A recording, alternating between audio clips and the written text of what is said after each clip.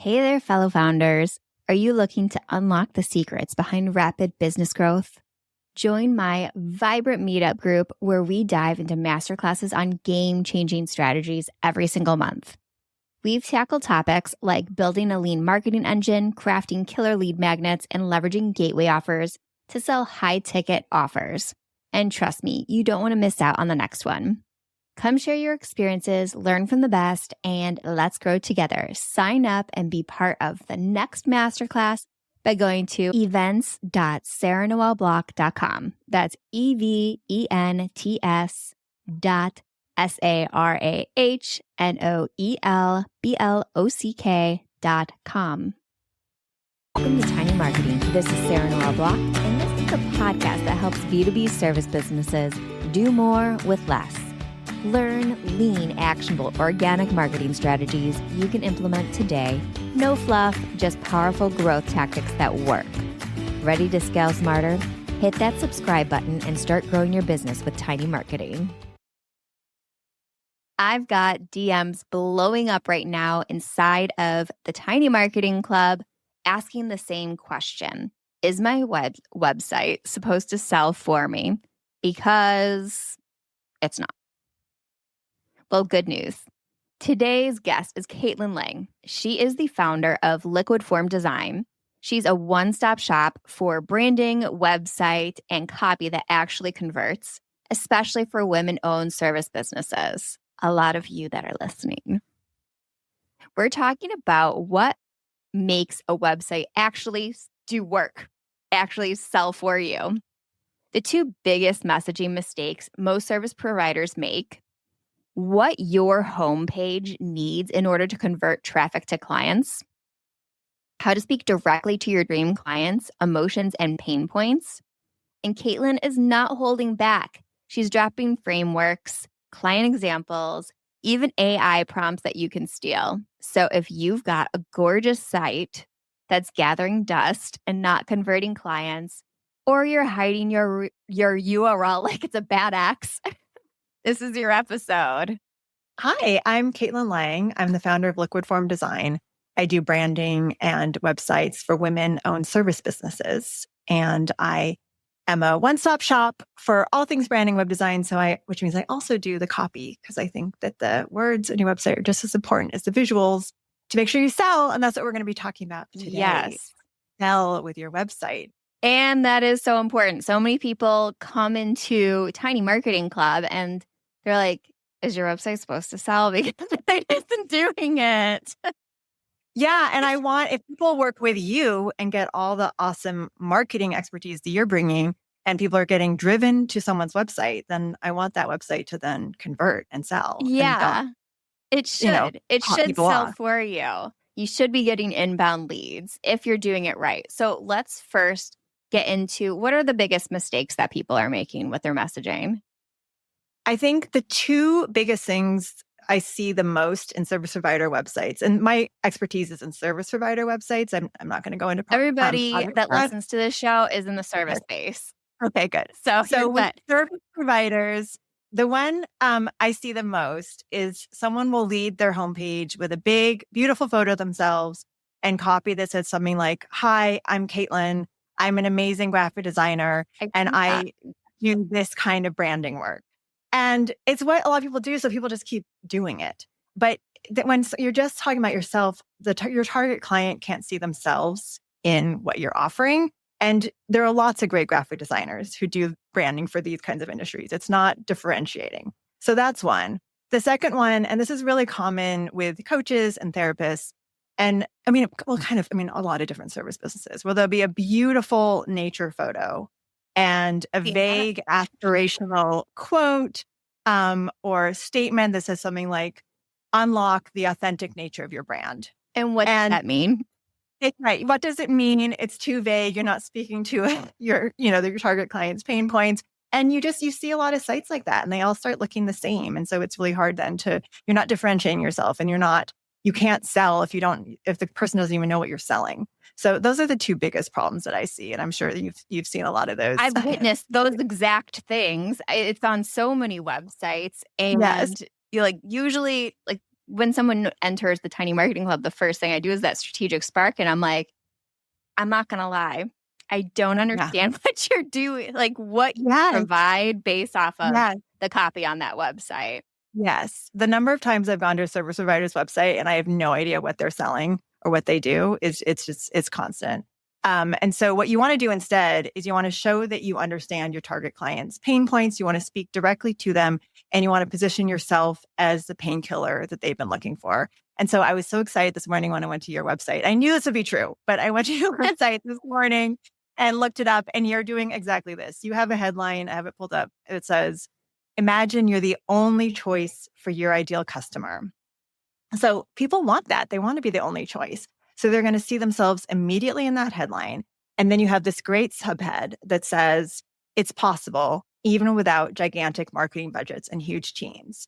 So there you're showing them you understand them. You see their fear that they won't be able to achieve the result they want with a small team, but you're telling them that it is possible. So people read that. They immediately recognize themselves. They recognize you as the person who's uniquely positioned to help them, and they want to work with you.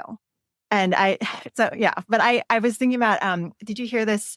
Oh, I forget the actual subject, but Pia's podcast, an OBS podcast, she had this one of her guests was talking about the marketing expert, Harvard, what's his name? I wrote it down. Theodore Levitt from Harvard Business School. Mm-hmm. And he said, people don't want to buy a 1/4-inch drill.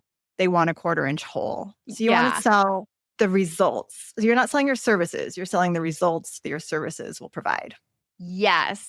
I have heard that phrase before, that like, don't talk about features, talk about the benefits. What are you getting in the end? Because if I can't understand what my outcome is going to be at the end of working with you, I'm not going to hire you, because like, that's all I want, that final outcome. Yeah. So we want to have that in the main banner of your homepage, and ideally also in definitely the next section. I sometimes even have the first 3 sections of the website based on that focus on target clients' pain points and the results they're going to get. And so how do we do that? Yes. How? First, we need to know who we're talking to. So I don't want to open the whole niching can of worms. I don't know open it a little bit, just like open crack a little the bit, lid. crack the lid a little bit. I think, people are afraid of niching. They're afraid that if they go too narrow, they're not going to have any clients. I have found personally that when I niched to work, so I've been doing this for 25 years. I used to sort of say that I could do anything for everyone, which is technically true. And for a while, that actually did kind of work for me for some reason. But when the market got rougher, sorry, were you going to say something? I was going to say, at the beginning of starting your career, I think that works because you're trying to figure out who you are. It's like, you're an adolescent and you're discovering who you are. And the same goes for a business. But I 100% agree with you that the more narrow you get, the much easier it is to get leads. Yeah. Well, and I think also earlier in my career when my prices were lower and I was more hungry and I was willing to also sacrifice more of my soul and my revenue to get the job, it didn't matter as much. But as I've gained expertise, as my prices have gotten higher, it has worked better for me to niche too, because it just become more of an expert. It makes more sense to justify the prices I'm charging, honestly, too. But I found that as soon as I started saying specifically, I work with women-owned service businesses, the floodgates open in terms of referrals. It was just easy for people to understand how to refer me, who, it would be easy for someone to think of a client for me because it's just so specific, a woman who owns a service business. So I think at the very least, when you're writing copy, you need to think about I think the easiest thing is to think about who's your favorite client. Who do you most want to work with? Yeah. And then speak directly to that person. And the more specific you can get, the more you're going to be able to, the more your target clients can be able to see themselves in your messaging and the more effective it's going to be. That's the bottom line. 100% agree with that. When I'm doing like done for you services, that's the first thing I do is like, I interview their favorite clients. So I literally pull the words out of their mouth and put it in the copy because it makes a huge difference and other people can see themselves. It allows you to clone those people. Yes. I think the misconception is that people have to go super specific. Like we both know someone who does branding specifically for women dentists. And that's very specific. And it doesn't need to be that specific. I mean, that's working for her. That's great. But, Pia was just one two-person service businesses. Yours is just service or B2B at a certain size, right? It's not industry specific. No, I do not go industry specific. I like to look at the specific challenge that I solve. That, like, Tiny Marketing was born from small businesses that don't have a marketing department. They have like 0 to 2 people marketing departments because they have very specific challenges that I solve. Right. I think that leaning into that challenge that you solve makes niching a lot more interesting, and also people do think industry when they think of niching, and that can get really boring. Yes, I agree. I'm industry agnostic also. I'll work in any industry, but for me, it's mainly the size and service, or just being a service business. But I think but I mean, for you, I mean, even though that niche might sound broad, who you're working with is still really different from, a gigantic tech company or, something really corporate. So it is still specific. Yeah. And when I was at a point in my business where I was just taking whatever would come my way, I noticed that the best results came from those people that were experiencing that exact challenge. So then it made it easier for me to be able to do that because they would want to refer me more. And I also knew exactly how to solve that problem. Yeah. And the more jobs you do that way for that kind of person or that client, the more you're honing your own expertise and the more valuable you're becoming. Yeah. Which is the other fun thing about niching is you just get better and better at what you're doing. You get so much better at it. That's true. Yes. I feel like when my clients come to me, I already know so much about them before I've even talked to them, because there is so much similarity between women in the same size of business working as service providers. Yeah. And we also all have similar personalities in that you have to be a certain way to live this life. That's true too.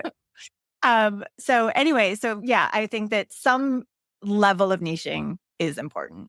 I think you have to make some choices there. And the other thing is you don't have to turn people away if it sounds interesting. If someone comes to you outside of your niche, you can still say yes. It doesn't have to be super limiting. Yeah. But anyway, so I have a gateway offer similar to your strategic spark called the Branding Roadmap, where I start with a 90-minute interview where I have all these questions about where someone's been, where they are now, where they want to go, their target audience. But the real meat of that interview, the part that I come back to over and over again when I'm working on the brand and messaging, is the questions about their target clients' pain points and the problems that they solve and how they're uniquely positioned to be helpful. So I wrote down a few prompts that are sort of a distillation of the questions I ask from my branding roadmap that I think are most helpful in figuring this out, and how best to position yourself as a painkiller with your website copy. So I think you want to ask, what's the emotional state of your target client when they come looking for you? What frustrations are they experiencing right now? What changes after they work with you? What becomes possible?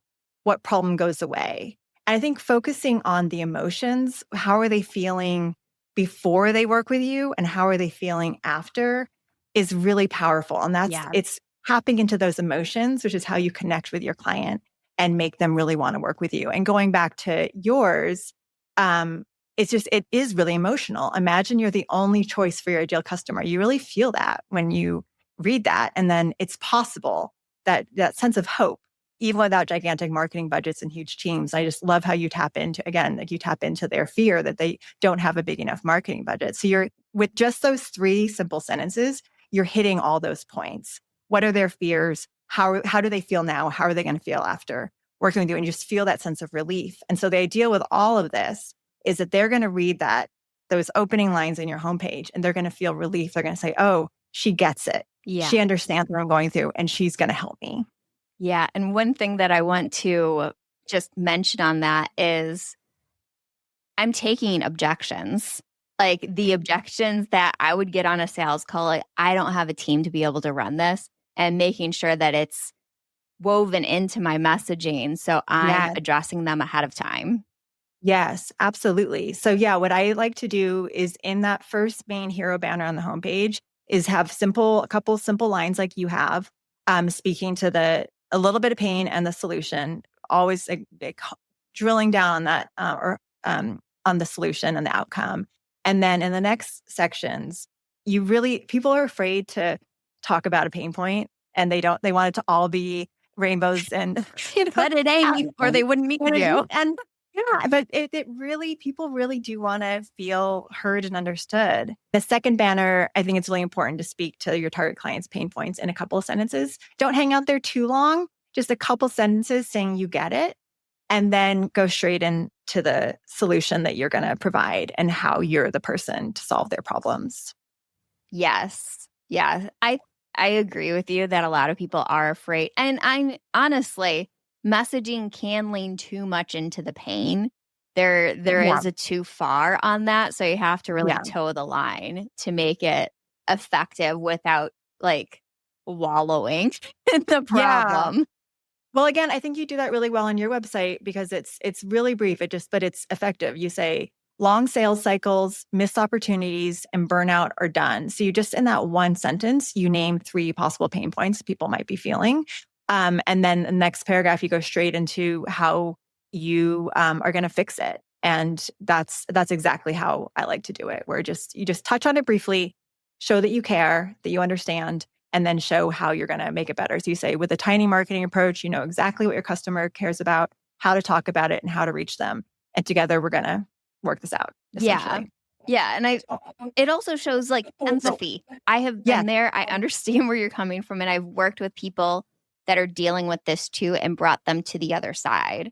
So I think that everybody listening has to get less afraid of talking about the pain that they're going through, because that might be all they feel in that moment. They might not understand yet the solution that would get them to the other side or what the other side even looks like. You have to think about the phase that they're in emotionally. Yeah. Yeah.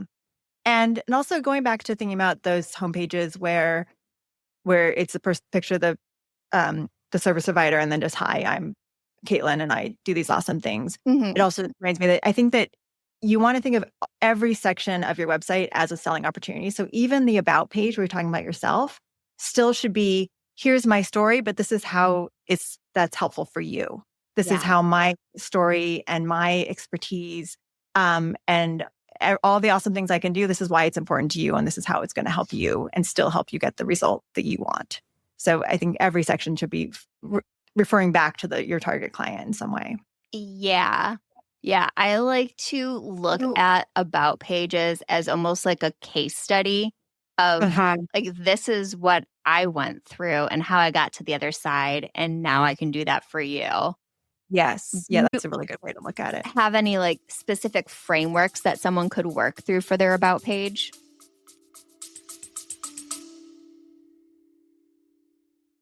Hey there, amazing founders. Ready to take your business to the next level?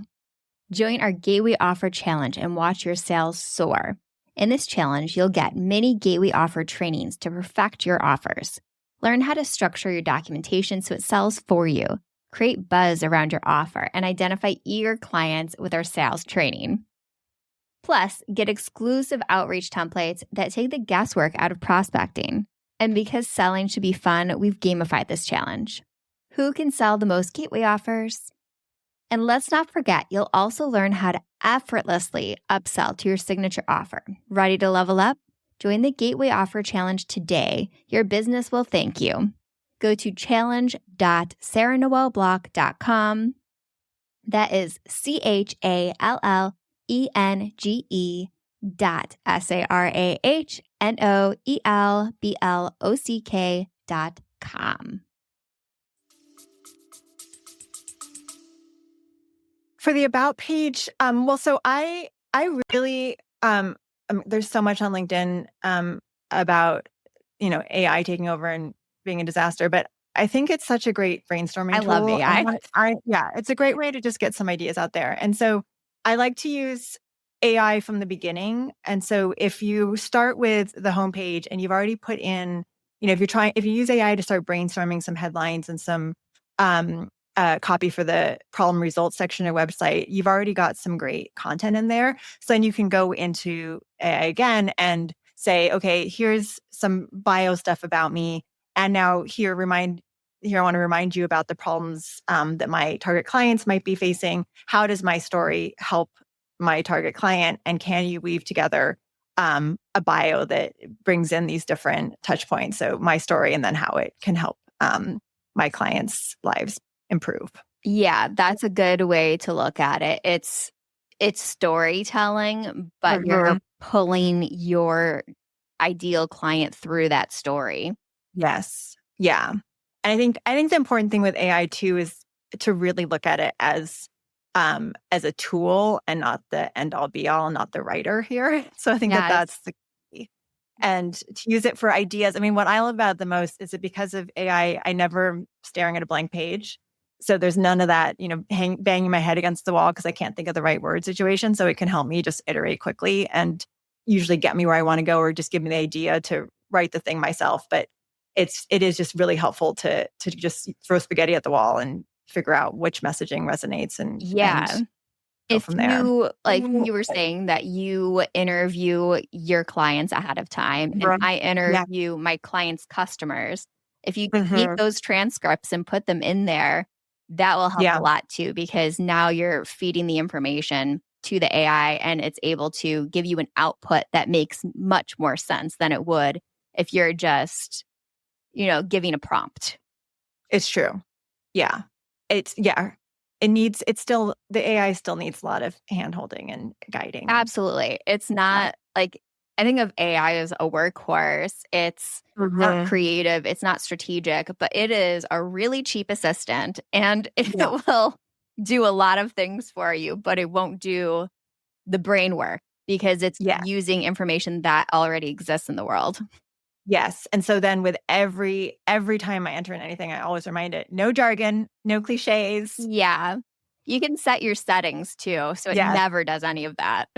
Yes. But I do find it's still sometimes will throw stuff in. I do feel like I have to remind it sometimes. I have to reteach too. I create a lot of custom GPTs. And sometimes I'm like, I think that you've forgotten what I teach you. Yes.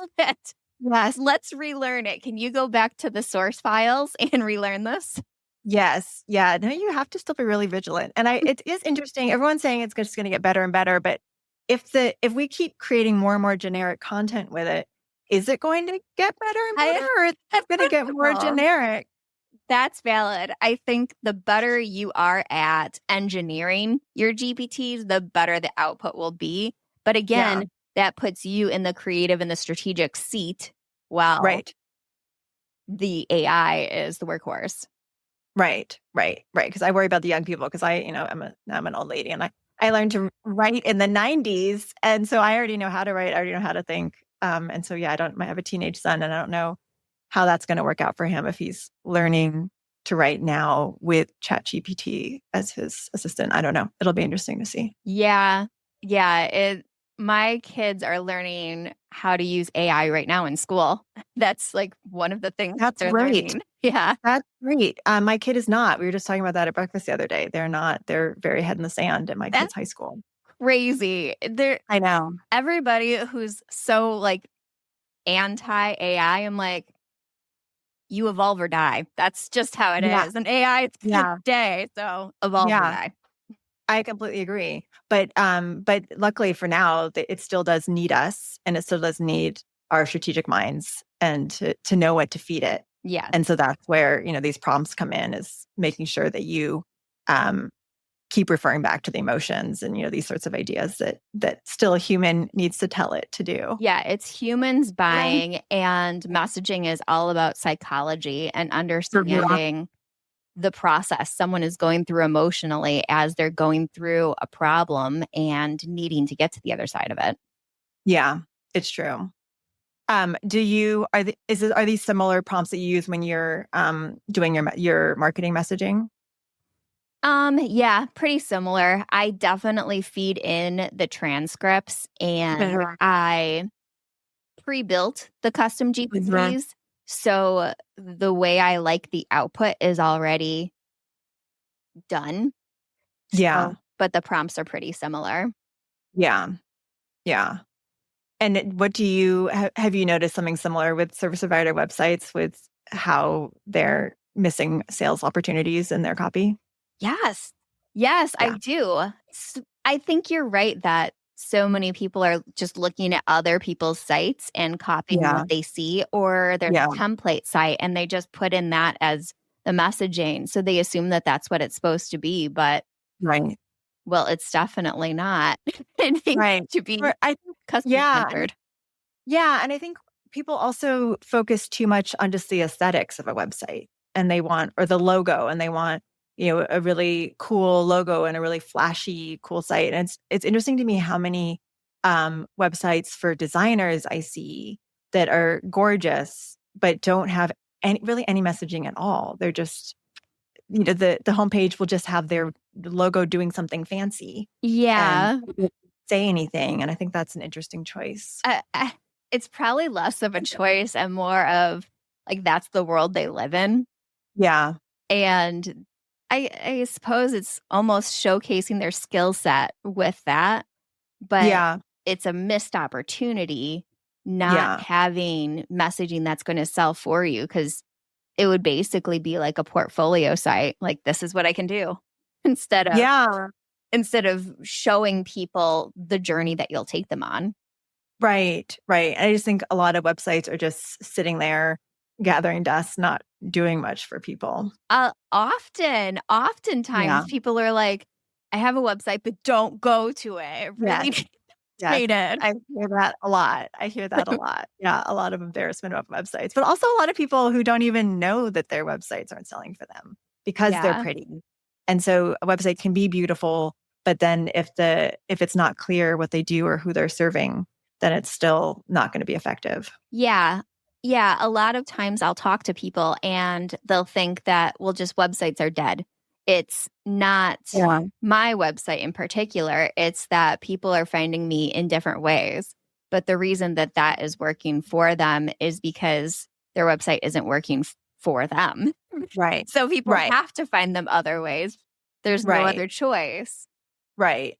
Because I think people are still going to websites They absolutely are. to validate authority. Like, I can look at my analytics and tell you 100% people are going to my website.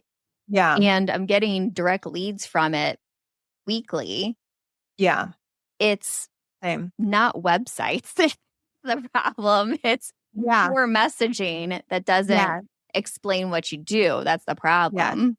The other thing that I think is really important on your homepage is to have really strong testimonials. Maybe we could talk about that for a second, because I think another thing that there's a way also to help to give your clients prompts when they're writing testimonials. Ooh, let's hear it. Yeah, because I think, there's so many lackluster testimonials that just say, Caitlin was amazing. I love working for her. But when I end every project, I have an exit interview where I ask people specific questions about what it was like to work with me. And I found that it helps people write more interesting testimonials. And so a big important question to ask is, how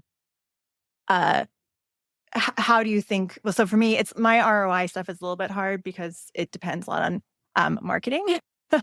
But a big question is, how do you think this brand will be beneficial to your business, or how do you feel now that you have this new brand, and how is this brand going to change how you go out and sell? And so asking really specific questions about how your service will impact your client and their business is really helpful in getting stronger testimonials that are more specific and that can still be results oriented and outcome focused. I really like that. I can't remember who I interviewed. I wish I did, but I don't. And but they were telling me about a trick that they use for testimonials that's brilliant. So they do an exit interview like that. And then they will write a couple different testimonials for them and send them to the client and say, change these however you want. But if you want to use these on, Google My Business or whatever it is, that they collect reviews, free to adjust it as you want. But then it takes out that this is homework aspect of it. Yeah. And you're using their words because it came from their exit interview. That's a really good idea. The other one I just remembered is that I like to ask what hesitations people had before hiring me, because then it's nice if in their testimonial they can actually speak to an objection that one of my clients might have. So that's smart. Yeah. Smart. So yeah, so I get a lot of testimonials that say things like, I didn't think I had the budget to pay for a new website, but I'm really glad that I decided to do it. So yeah, yeah. That is so smart. Everybody take notes on that one. I want you to ask about the Yes. objections that they had, because it's very likely that other people had those same Yes. ones and more will have them. Yes. And you can And then the check other them. one is, why did you decide to work with me and how did you overcome that hesitation? That's a helpful one to know also. Like, why were they considering not working with you? Yeah, well, so if I start out, my first question is, what hesitations did you have before hiring? But then the second question is, then what made you decide to work? Yeah, that's smart. And all of that, you can also use the exit interview information to write little case stories that you can use on LinkedIn. It's true. Yeah. It's all really valuable information to have. Yeah. And you can use that information for your messaging later. Like if you're reinvigorating your messaging on your website. Yeah, absolutely. Absolutely. And yeah. And that's one of the, I don't know if you do this, but it's one of the problems with doing this for a living is that I'm always tweaking and I'm really never satisfied. God, I'm a queen. Are you kidding me? Yes, I have that problem. Yes, I just need to just let it sit. But yeah. Yes, it's true.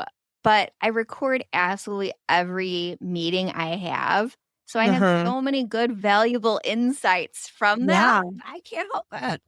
I know. Yeah.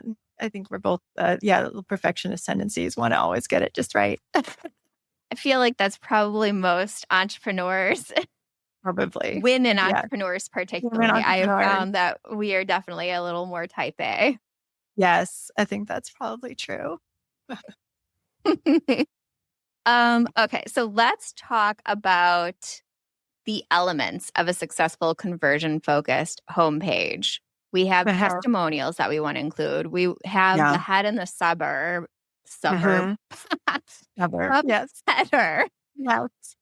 That touches on the pain and the transformation, the outcome. What else do we need? So I like to start with the main hero banner with headline and subhead that speaks to the target client's pain points, outcome, another section on problem results. And then I like to be really explicit about the exact services you're providing. So to the point we were talking about earlier, where you can go to a lot of these websites, you don't know what they do. So just in case they've read, these two sections of copy and they still aren't crystal clear on what you do, I like to then have a section that basically lists, these are my offerings. So I'm trying to think of an example here. I'm going to pull up. So for example, I did a website recently for a woman who does brand strategy consulting. And so the main banner says, reclaim your voice, expand your influence, which is a little bit of the vague aspirational thing. But then the subhead is very specific. I help accomplished leaders find the words to be themselves, show it fully, and create the future they want, because success and authenticity aren't mutually exclusive. The next session goes into pain points and solution. And then she worked with a lot of high profile clients. So social proof is always great. So for her, we have a lot of logos of the clients that she's worked with for social proof. And then we have a list of her specific offerings. So she has executive presence and personal brand coaching, team workshops, personal brand boot camps, strategic consulting, and speaking engagements. And so each of those link out to the respective service pages so people can go exactly where they get that information, more information. And actually, so I have it set up in an accordion menu so they're listed, but you can also open up the menu to see a little bit more to see, wait, do I really want that? Is that the service I need? Yeah. But just getting really specific. And then I have testimonials, Sign up for email newsletter, of course. And I like to put that in the footer of every page so that people really see it. And then the footer, don't snooze on the footer. The footer is where you can have some good SEO information and some more information about what specifically you do. And it's a great place to have a little roundup of all the stuff that's been on the whole page. So for her, we have empowering accomplished leaders to articulate their value and expand their influence, personal brand coaching, strategic consulting, and keynote speaking that transforms how you show up. So it's good for SEO. It's also just an extra reminder, oh, this is what she's offering and this is how she's going to help you. That's smart. That is something I'm missing. I definitely snooze on my footer. Oh yeah, don't snooze on your footer. So those are the main elements of the homepage. And I think the other thing I've realized recently is that you can have a full site in one scrolling page. I was just going to ask about that. I love a one-page website, but I wanted your opinion. I absolutely think that a lot of service providers can get away with a one-page website, and you can tell a really compelling story in just one page. And what's nice about it is it makes you get really specific, and you don't have all those extra words to sort of rest on. Like you have to, every word has to count. And so it can be really impactful. And I've done a couple of them, and I think it's a great way to go for service providers. And it's just easier to navigate. People do not like large site maps that they have to figure out where to go to. Yeah. And I don't know if this is true for your site, but I notice when I look at the analytics for my site, people don't go a lot of places. They hang out on the homepage. And then they'll look at my main portfolio page, but no one's clicking into my individual portfolio pieces. So I used to spend all this time doing these elaborate case studies for all my portfolio pieces. Realize no one goes there. So they just sort of, they glance at the portfolio page, and then some people go to the about page. A lot of people don't even go to the about page. So most people are spending most of their time on the homepage. So the more stuff you could jam onto your homepage, the better. So I have a separate page for testimonials on my site, but I also have them on the homepage just because a lot of people don't go to that testimonial page. True. I had to pull up my analytics when you were talking about it. So let's see. Let's see where people are going. Mostly home, and I'll bet your services. Absolutely. Home is number one by a long shot. Yeah. And then my content section, the learn from the section is number two. And that's where I do a lot of my SEO. So that makes sense. They're the ones coming from Google. And then Tiny Marketing Club is next, and my newsletter is after that. Yeah. How about your about page? Is that getting much traffic? Nope. Dink. Yeah. Yeah. Interesting, isn't it? Yeah. It gets less than everything else. Even individual blog pages, it gets less than that. Yeah. Yeah. So I guess that's a good argument to have a little bit about yourself on the homepage too. Yeah. But just too much. My homepage is quadruple my second highest page. Yeah. Yeah. So you want to have a lot on your homepage, but you want it to all be concise. Mm-hmm. And you want to also avoid walls of words. I see a lot of websites with just so many words. That is true. And that is where I need to edit all the time because I'm a writer. I write a lot. Yeah. And then I'm sadly cutting. Yeah. Yeah. No, it's really important because people can't digest too much information at once. So you want it to be easy and have hierarchy of words. So make sure you have clear headings, subheads, yes, text. That's true. So that it's easy. So, I mean, ideally, you can even read the whole story of your website just going down and reading the headlines. Yeah. You can get a sense just reading the headlines. Oh, that's really smart. Too. That's a smart way to put it. Okay. Now I want to make edits to my website. Is really good. I got really fired up this morning looking at your website. I was like, oh, good. Sarah is, of course, doing everything exactly how I would do it. Because the other thing you do well, on the subject of walls of words, you start with really short, easy to digest bits of copy. So to get people in, and then once they're invested, as they're going down your page, you actually do have some longer bits, but you're only going down there if you're already interested. So then once you've got people's attention, then you can give them more copy because then they're ready for it and they're asking for it because they're scrolling. But you want everything up at the top to be snappier. Yeah. Yeah. Yeah. I think that absolutely everything, including like novels, read better when you have amazing hooks. Like the first line of every chapter should be a hook that makes someone like just want to dive in. Yeah. Yeah. And it's interesting on LinkedIn, some people mock the sort of, I don't know if it's recent, the convention on LinkedIn where people are writing The sentence. with pretty short, just a sentence. But it is just so much easier to read. The eye has places to rest. Yes. It's a whole big block of copy. I get really overwhelmed. I can't deal with it. My brain short circuits. I need those breaks. I'm with you. When I see that, my eyes just glaze off to the side. Yeah. Not because it's bad content, but because it's hard to read. Hard to read. And the same with their website. You just need it to be easy to read. Yeah. And easy to read quickly. People are especially if they're on their phones, they're scrolling. They're going fast. They're not going to hang out.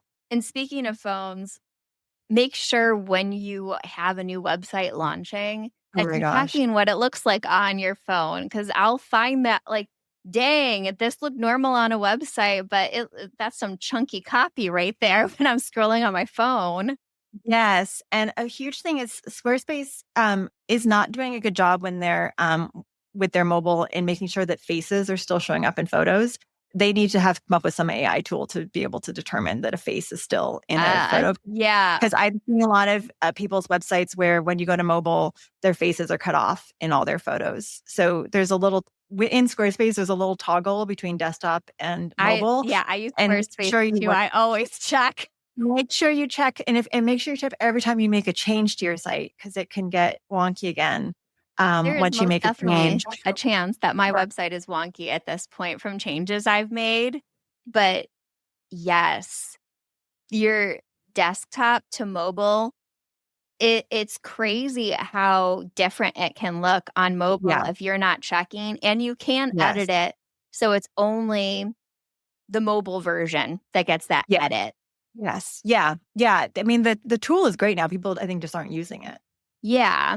Yeah. So I'm using Squarespace too, and I'm always toggling between those. And at first I was afraid, like, if I make this edit here, is it going to look like crap on a desktop? Yeah. But it doesn't. Well, interesting. If you make a change in the desktop view, it can mess up mobile. But once you've made the change in mobile, it almost never goes back. There are a couple things you can do that can go back and impact desktop, but usually what you do in the mobile view isn't impacting desktop. Yeah, I have not noticed that, but that's good to know. Always check, but it's usually fine. Yeah. Before we wrap up, I wanted to talk a little bit more about the combination of social proof and testimonials on your website. Yeah. So one thing that I love, but never looks quite nice on a website, is the screenshots from your client wins. Is there a good way to display that? That's so interesting. I don't do that, but I know I've seen it. I'm thinking, do you know Erica Schneider? Mm-hmm. She might have that on her website. I wonder if I can pull up quickly. I know I've seen it on LinkedIn, and I mean, this is where, maybe my need to always have everything beautiful gets in my way. Because, no, she does something different. Never mind. I mean, there's probably, I do not do that. I like the idea of it. I think that there could be a way, maybe to put the screenshot on within a solid box so that it's framed nicely. Or maybe like on a mobile frame. Yeah. Oh yeah. On a screen. That's a good idea as a mock-up. Yeah. Because I always, copy and paste into a nicer format, but I've been seeing that more and more on LinkedIn where people are just posting the screenshots, and it's super cool. It just it's so authentic. That's right? Exactly why I like it, is that there's no messing around. This is real. And I like the authenticity of it, but I just don't think it looks pretty. I want to figure out a pretty way to do it. I know. That's a good challenge. I have not tried to do it. I'm just looking at another site that would maybe have that.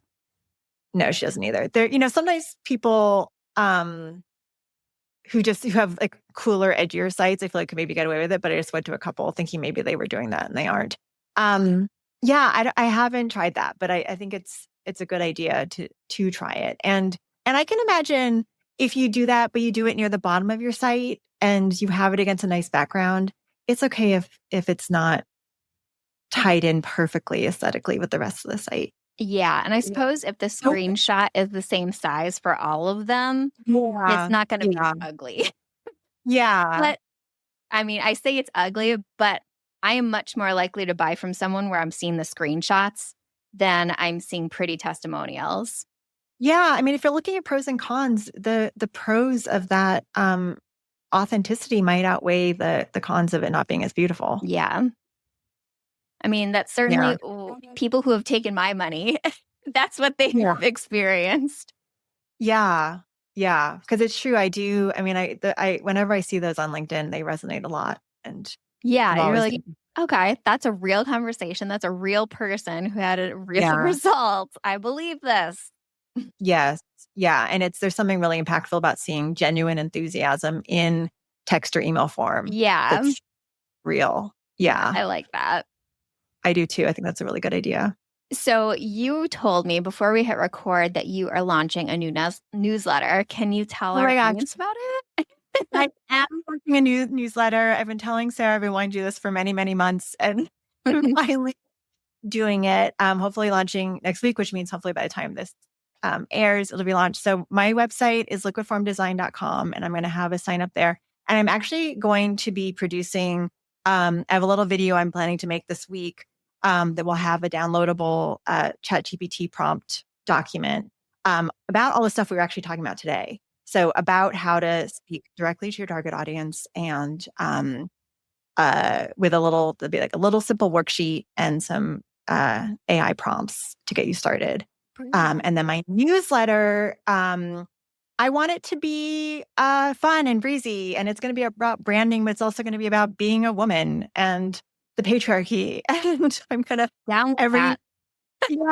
every newsletter I'm going to feature a different women business owner, which I'm really excited about. And I'm going to have pop culture I'm interested in that week, and a recipe, some sort of easy recipe, like a weeknight dinner, or my first newsletter, I have a recipe for a single chocolate chip cookie for those when you're home alone and you just really want one chocolate chip cookie. So brilliant.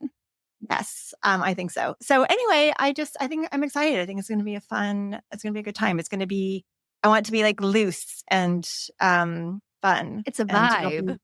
Hopefully it'll be a vibe, and it'll be about branding, but it'll also be about other stuff. I like it. And especially considering who your audience is, it's going to really resonate with them. Well, that's the thing. I just finished this brand this week, and I work in intensives like you do. And so we have this 90-minute interview and then 3 or 4 meetings over 2 days. And the level of connection that I can create with these women, just because we're women and we're in this together, I got really emotional our last call the other day with this client, because I just felt like we'd been through something together, and it just felt so good. And so the newsletter is also about that, just about connecting as women and supporting each other and being there for each other. And I love that. Yeah.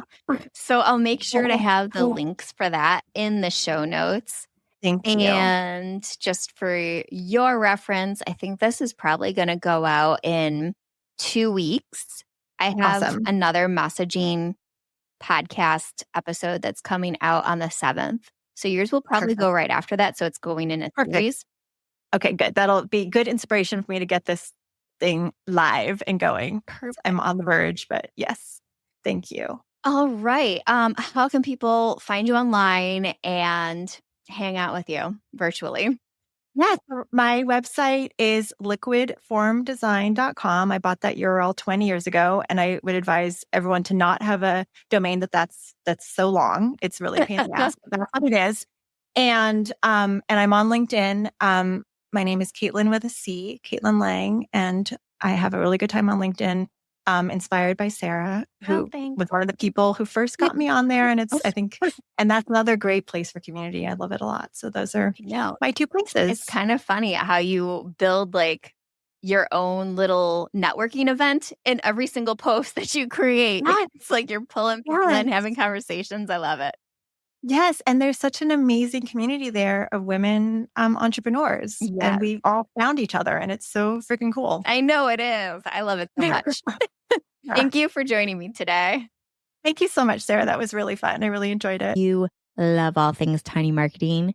Head down to the show notes page and sign up for the wait list to join the Tiny Marketing Club, where you get to work one-on-one with me with trainings, feedback, and pop-up coaching that will help you scale your marketing as a B2B service business. So I'll see you over in the club.